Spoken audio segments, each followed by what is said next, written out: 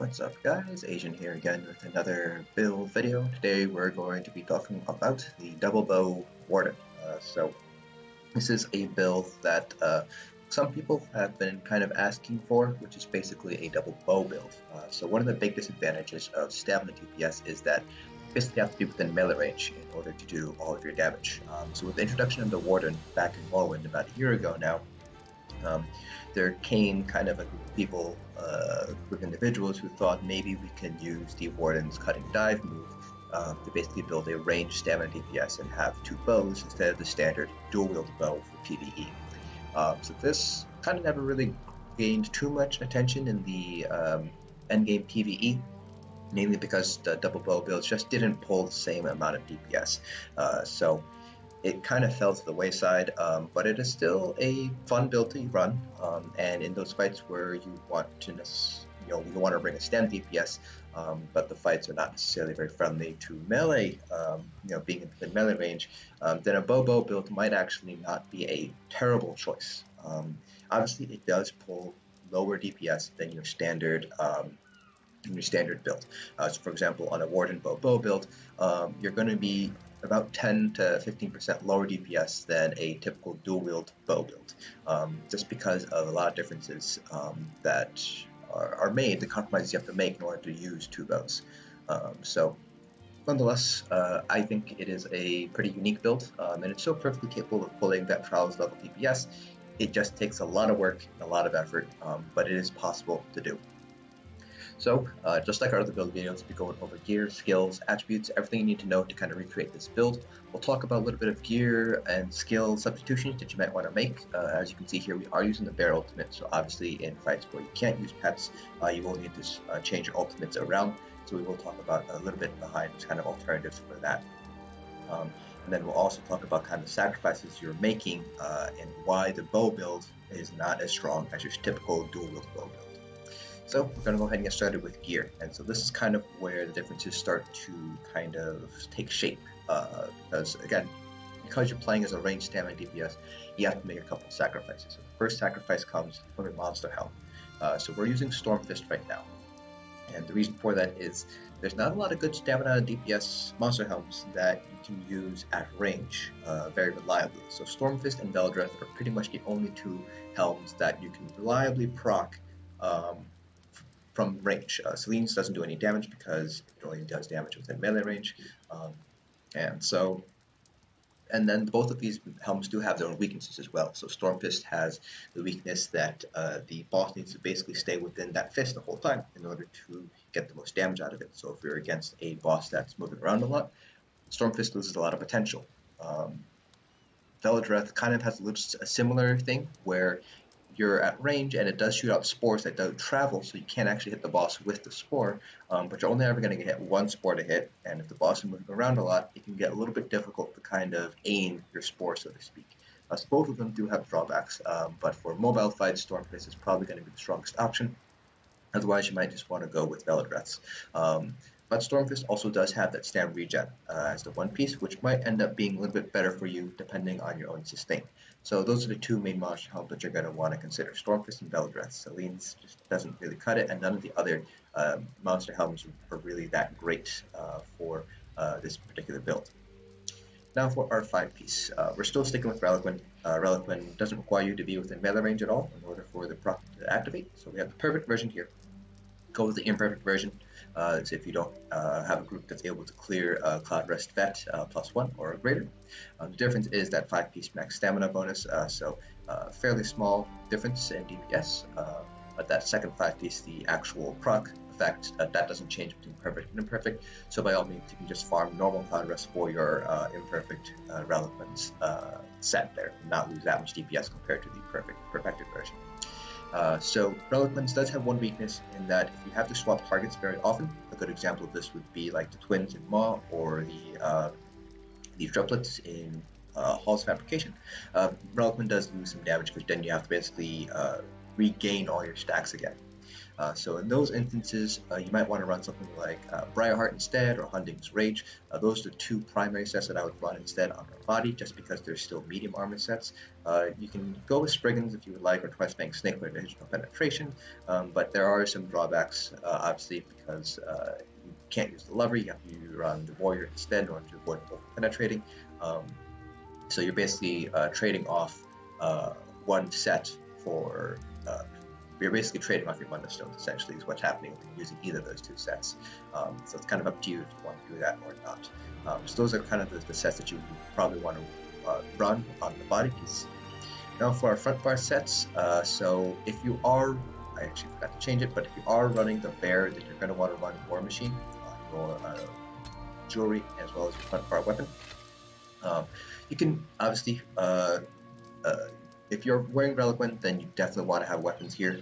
So because we're using a bear, it doesn't really matter which bar you're on, because you have to double slot the bear anyways, so just make sure to use your bear ultimate while you're on your front bar here. Now, if you are not running the bear ultimate, because again, there are fights where you're not going to be able to run pets, AA, the mage, Zatasha, so in those fights, you are going to want to basically go with a different build. So there are two builds that I tested out, and they ended up being pretty similar to each other. So the first one is going to be Briarheart, so jewelry and bow again, so like so. And we'll go over what your ultimates will be when we go over our skills if you're not using the bear. So Briarheart is one option. And the second option that I tried out was the Master's Bow with 3-piece agility as your jewelry piece. So both of these pulled pretty similar DPS to each other. So you can really go with either of those two options there. Obviously, Briarheart can be purchased, so it's easier to obtain if you have the gold. Obviously, agility is very cheap to buy off guild traders. You can get the purple jewelry for fairly cheap. The only difficult thing would probably be the Master's Bow, because that comes from Dragonstar Arena on Vet, which is kind of difficult. It's widely regarded as the most difficult 4-man content in the game. So that's something that you kind of want to balance out. It's either you buy all the Briarheart pieces, or you farm that Master's Bow and save some of the gold. So either of them, both of them pull pretty similar DPS, so you can pretty much pick whichever one you want to run if you aren't running the bear. Now for weapons, this is bow. So we have an infused War Machine Bow, because we are using a bear, with a weapon damage enchant on the front bar, and on the back bar we have an infused Maelstrom Bow with a poison damage enchant. So not much difference here. For our traits and enchants, we are using our Artaeum Takeaway Broth. You can use Dubious Throne as well, so we will need that heavy armor piece, as well as a health enchant on the small piece. So I just have it here on the Monster Helm shoulders, so this makes it easy to obtain. Everything else is all divines with stamina enchants. For a jewelry piece, tips the same as all your other meta stamina builds. So any combination of 3 Bloodthirsty, 3 Infused, or anything in between. It's kind of up to you. Right now there are reports that the bear actually doesn't scale for Bloodthirsty, so Bloodthirsty might not be the strongest choice to be Bloodthirsty, but it's kind of up to you. The DPS difference between like 3 Bloodthirsty and 3 Infused is fairly small overall, so you can pretty much pick whichever one you want. We have 3 weapon damage enchants here, so the double bow build does have a little bit of sustain issues, so if you would need to, you can replace one of these with a regen glyph, but the rotation that, if you want to call it a rotation, that I have does try to fit in 1 or 2 heavy attacks on your front bar every single time we're on there, so you do not need that regen glyph. It all depends on what you feel like your sustain is. So I do want to talk a little bit here about the weapons and why the bow build just doesn't match up to dual wield bow. So dual wield bow, when you have the dual wield on the front bar, you have 2 weapons, so you get some additional bonuses from the twin blade and blood passes. So if you have 2 daggers, you get 10% additional crit chance. If you have axe, you have a chance to activate bleed. If you have swords, and so on and so forth. So you're basically missing out on that bonus. So you're missing out on 10% weapon crit chance. So if you see on our front bar here, we're only sitting at 43.6% weapon crit, versus if we had daggers, we'd be sitting at 53.6% crit chance. So that 10% crit chance does make a difference. The other thing too is because we would have 2 weapons when we're dual wielding, we're able to have 1 additional enchant.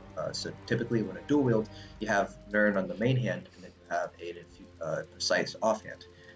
So that way you have the extra bonus damage from Learnhound as well as the additional enchant from your offhand, your weapon damage enchant.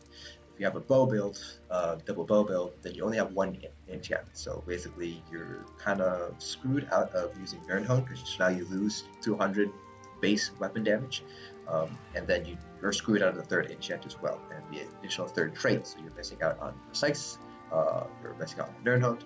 So that's kind of why bow builds DPS just doesn't quite match up to dual bow, just because of that one change in our weapon passes, or a couple changes, I should say, with our weapon choice. Going over our race and things like that. So we are Redguard. So unfortunately, the Redguard Adrenaline Rush passive only procs off of melee damage, so you will not be able to really activate this all too often. Now, if you're running Relequen, Relequen counts as melee damage, so you will be able to get the Adrenaline Rush passive. But if you're not running Relequen, let's say you're running something like Briarheart War Machine, then you're not going to be able to get the Adrenaline Rush passive, because I don't believe the Baird counts as a melee attack. But nonetheless, Redguards still get 10% additional max stamina, so they're still among the strongest choices for races. For bow builds, you can go with something like Khajiits for the additional crit chance to make up for the loss of the dagger crit chance. You can also go with Bosmer. They get 6% additional stamina, 21% stamina regen, so they have equal. Because Redguard Adrenaline Rush doesn't really match up if you're not running Relequen, then Bosmer do have a little bit better sustain overall compared to Redguards. Not by much, but it all depends on your set bonuses, obviously. So that's kind of where you stand on races. Those are the three major ones that I would recommend picking. Imperials, if you have access to Imperial Edition, is also a fine choice. They get 12% max health, 10% max stamina, so you don't need to run 10 points into health like I have here. You might not even need to run the health enchant actually as an Imperial. So you can put all your points into stamina if you are an Imperial as your race. Now, like I mentioned earlier, we are running Artaeum, Takeaway Broth, or Dubious Camoran Throne. So we do lose some health compared to using blue food. So that's where we have 10 points in the health in order to get our health up to 17k. Then we have 54 points into stamina. So that's plenty. 17k is pretty much what you would need for event files. For our Mundus Stone, we're going with the Lover in order to make up for the changes to Night Mother's Gaze and Sunderflame from Somerset. So we need the Lover in order to get up the penetration cap. I mentioned Twice Fanged Snake earlier. If you're running Twice Fanged Snake, then you do want to run the Warrior instead. But part of that also depends on whether or not you're running Alkosh, and what your uptimes are like for Alkosh, and things like Infused Crusher and things like that. So just remember the rule is to try to get to the penetration cap, 18,200. So if you need to run the Lover with Twice Fanged Snake, then by all means go ahead and do that. It's kind of basically based on what your group is able to achieve in terms of debuffs. And then I mentioned this earlier, we're using Artaeum Takeaway Broth. You can use Dubious Camoran Throne, so we get less health and less stamina compared to running blue food, but we gain stamina regen, so that's probably what's the most important thing here, because we do have sustain issues as running this build. Now for our skills, so this is our Spammable Cutting Dive. There are two other options that I will mention when we're done going through all of the skills here. And we have Subterranean Assault, Bull Netch, Acid Spray, Silver Shards. This is mainly here for the Fighter Skill passive bonus here. Wild Guardian, and then for our back bar, Razor Caltrops, Poison Injection, Endless Hail, Challenge Acceleration. This is going to be for our Minor Force because we can't use Rearming Trap, and Lightweight Beast Trap is pretty sucky on our sustain. So having Challenge Acceleration, one, helps us sustain because it uses our secondary resource, and it does also provide us with Minor Force for 36 seconds, so it's pretty nice to have. Silver Shards again, this is only for the weapon damage passive, and then Wild Guardian. Now, if you don't want to run Cutting Dive, you have two other options when it comes to Spammable, but both of them are a little bit weaker than Cutting Dive, I found. First one's going to be Crushing Weapon. So this does cost a little bit more than Cutting Dive, deals a little bit less damage, but you do get the Spell Orb passive. But because of the way that our rotation works, you're not really getting the Spell Orb passive off very often, so Crushing Weapon does do less DPS than Cutting Dive. And then the other option is the Bow Spammable, actually. If you want to call it Spammable, it's going to be Snipe. I have Focused Aim here. You can use the other more lethal arrow. I prefer Focused Aim for PvE for the Minor Fracture, but for PvP, if you also PvP on this build, then you can go with Lethal Arrow instead. This one does have a channel, so it does help you sustain a little bit. It does cost more, but it also deals more damage in cutting dives. So it costs about 500 stamina more, but deals about 4,000 more damage. So you can pick whichever one you want. Focused aim deals pretty much the same amount of DPS once you factor in the minor fracture. So you can really pick whichever one you prefer. I like cutting dive better. It just feels more fluid that way, but again, it's kind of up to you. Now, if you're not running the bear ultimate, then your bars are obviously going to change. So you'll be running Flawless Dawnbreaker on the front bar here. Then on the back bar, you'd be running the Bow Ultimate Ballista on the back bar. Now, if you're also running Master Bow on the front bar, you need to have Poison Injection on your front bar. So in this instance, just swap where Acid Spray and Poison Injection are. That's basically it. So those are basically your three main, I guess two or three main kind of skill options here. We're just going to put the bear back on. Right, now let's go ahead and talk about our champion points. CP cap is 780, which gives us 260 points to put across each of the 3 different constellation types. Starting with our green CPs, we have 75 Mooncaps, 75 Tenacity. That gives us 110 points remaining, which you can really put wherever you like, depending on what your needs are for a trial, or if you're PvP. You can put Mooncap and Tenacity all the way up to 100 and use this other 60. It's kind of up to you. I personally have 40 Shadow Ward, 40 Tumbling, and 30 Warlord, and I'll swap that around depending on the trial. For our blue CPs, so I mentioned this earlier, but this build kind of assumes that you have good Alkosh uptime and you have good infused pressure uptime. So that's why we have 23 points in the piercing, but if your uptimes are going to be a little bit on the low side, then you will need to swap. You might need to put some more points into piercing. It's kind of dependent, obviously, on your specific group. So you can drop Precise Strikes down to 56, you can drop Thaumaturge down to 56, and that'll recover 10 points. Then you can drop Mastered Arms down to 48 or 44, which recovers 3 or 7 points. And you can put those points into piercing. So you can basically, if you take the max out, then you can get up to 40 points into piercing here. So those are kind of your options if you do need to put more points into piercing. But in your fully optimized raid group, you have 64 into Mighty, 23 piercing, 61 Precise Strikes and Thaumaturge, and 51 into Mastered Arms. Now finally for our red CPs. So this particular setup that I have here is not optimized for any single piece of content, but it is rather a balanced approach, so it'll give you good mitigation across all the different pieces of content that you might run in PvE. If you do need to maximize your mitigation for any single piece of content, then you will need to shift your red CP points around. So I have 66 into Ironclad, 56 into Thick-Skinned, 64 into Hardy and Helm's Defender. That leaves 10 points remaining, which we will put into Quick Recovery here for the Field Physician passive. This is not very needed if you are in a guild that does speed runs or leaderboard runs, score runs. Generally speaking, those guilds will usually just reset if somebody dies, or they just continue to burn the boss. But if you're in a progression style guild or a more casual guild, basically you're not one of those leaderboard running guilds, then you might want to consider picking up the Field Physician passive for the additional damage mitigation while you're resurrecting your friends. If you don't want this passive, then you can put these 10 points elsewhere. Right, so that's pretty much it for the build information. So now let's go over our rotation. I'm not going to resummon the bear just because if I do, he's going to do some weird things. Now, actually don't want to do it on him. He only has 300k health. So rotation here is going to be very dynamic just because of the way our dots line up. So our back bar dots line up fairly decently well. 10 seconds on Endless Hail, 12 seconds on Caltrops, 10 seconds on Poison Injection, pretty nice and easy, but the front bar is kind of where things get a little bit crazy. So Acid Spray has a 6-second duration, Subterranean Assault has a 3-second cast time, so to speak, so you can think of it as a 3-second duration, and Cutting Dives obviously your spamble, so it's going to be a little bit dynamic, kind of just basically keeping an eye on your Subterranean Assault, because you do want to basically use it on cooldown, so every 3 seconds. Acid Spray is a dive that you can drop a little bit. It doesn't have quite as much authority. Doesn't carry quite as much weight in terms of maintaining. It's kind of just there for some additional bonus damage bonuses. And then obviously your spamble is when you aren't heavy attacking or using another ability here. Obviously you want to keep up Bull Netch in order for the sustain. And then Child Acceleration, because there is a cast time associated with it, you do want to recast it if it's at 2 seconds, so that way you can keep 100% uptime of Minor Force. Now, because we're using War Machine, we do want to make sure we're running Wild Guardian on our front bar and using that. So let's post there.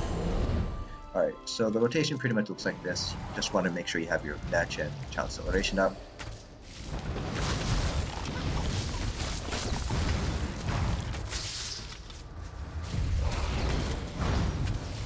So again, it's a very dynamic rotation. You're not necessarily going to do the same thing every single time. The key thing is to basically make sure you are basically using Subterranean Assault on cooldown.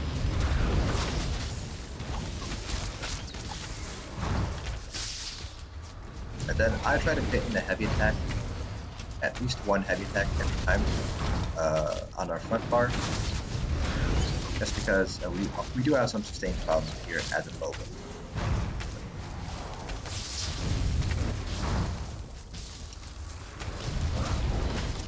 Alright, so kind of the general idea is with the heavy attack is that between each Subterranean cast, you're casting it basically every 3 seconds. That's enough time for 2 spammables, or 1 heavy attack and 1 spammable, 1 ability I should say. 1 non-cast, no cast time ability I should say, so an instant cast ability.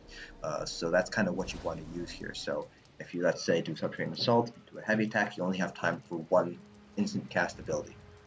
If you do Sub-Assault, you can do 2 instant cast abilities before you have to use Sub-Assault again.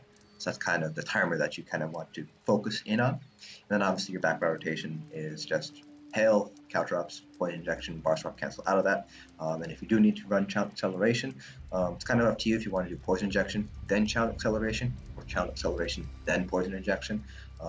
Generally speaking, I just do Child Acceleration and then Poison Injection, so I can Bar Swap cancel out, and hopefully it'll inherit my front bar. Because you do have a little bit more weapon damage on the front bar compared to your back bar. So back bar you can see here, 2374, front bar 2523, so it does inherit the little bit better weapon damage on our front bar here if you do Bar Swap cancel or Poison Injection fast enough.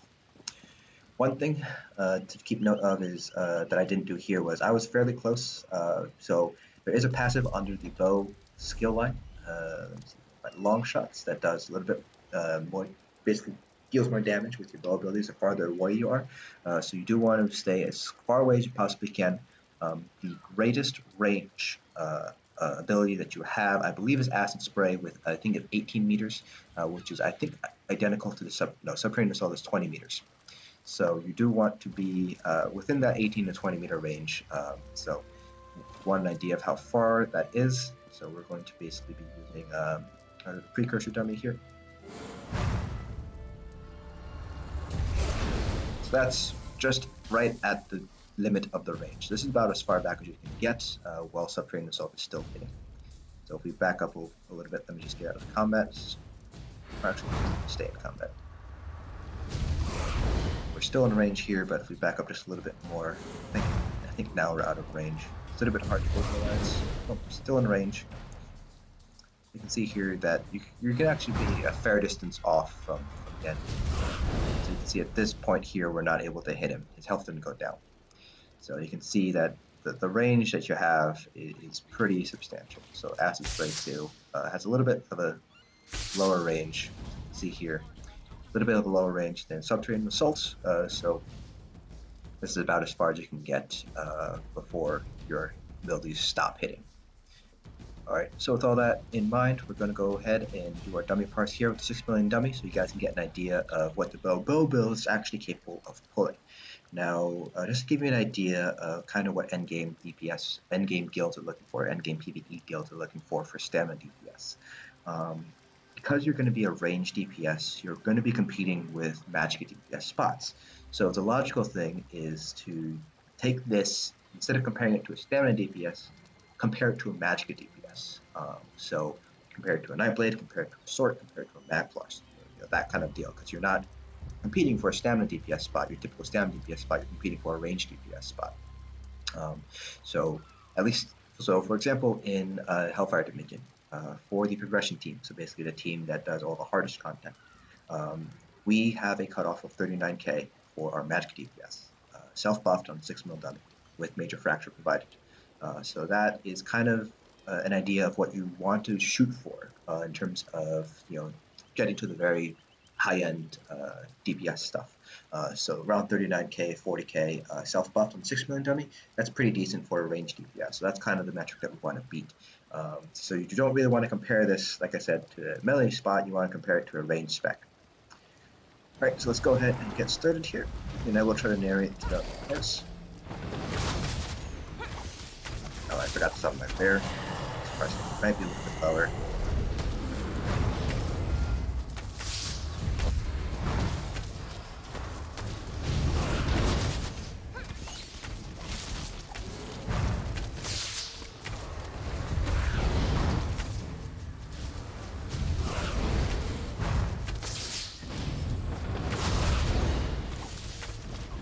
So again, the front bar rotation is quite dynamic.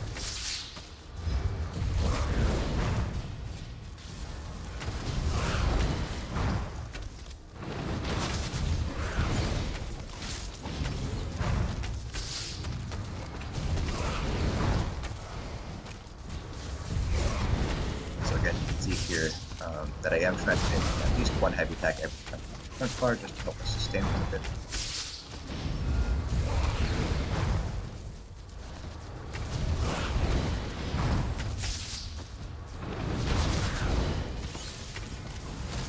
Not exactly hitting all these weaves.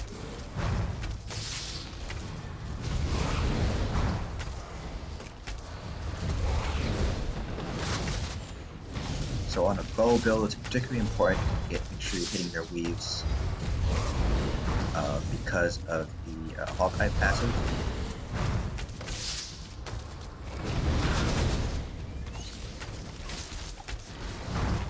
Hawkeye passive, if you guys aren't aware, just gives you a little bit more damage for every stack you have. You can have up to 5 stacks.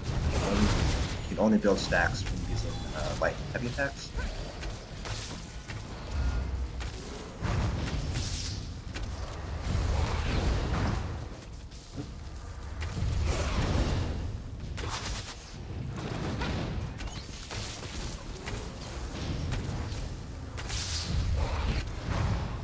Weirdness going on there with the lag.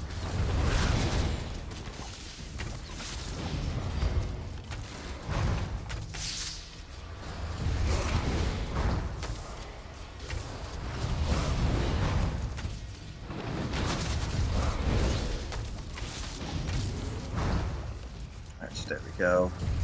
Just my dots off. So let's pull some combat. Alright, so this is what we're able to pull with the bear and running War Machine. So we have 40% uptime Major Slayer, so you're able to give this out to your range DPS as well. We have lower uptime on the weapon damage enchant. We have 74% uptime here compared to like a magic DPS or a Nightblade. But we're still doing pretty decent here with 40.4k. So this is with major fracture because Subterranean Assault does provide fracture for us. So like I said, if you want to compare this to your standard stamina DPS, clearly not that great. You are definitely at least 10k below your stamina Nightblade.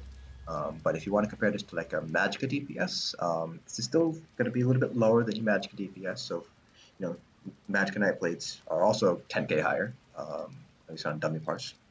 And Sorks are at least 5 or 6k higher, the best Sorks. So this is not necessarily if you're going for the best DPS, this is not a build for you. This is a build more for people who want to have fun, who still want a little bit of a challenge to the game, so to speak, while still doing very good DPS. So 40k is not something to scoff at, but as you guys saw, there are obviously some downfalls and some compromises you're going to be making if you're going to be running this build. That being said, don't let that discourage you. You can see here that we still pulled very decent DPS. So again, the bow builds, it's fun, it's unique. It's not for you if you are one of those people who need to min-max, but for those of you guys who want something a little bit more casual, who are still endgame capable, then this is a pretty decent build for you to run here. So like I said here, Hawkeye is pretty important, so getting that Hawkeye passive, you're not going to get 100% on times 5, but you will definitely want to shoot for at least 90. Now my light weaving was not all that great. You can see here 99 hits compared to 148.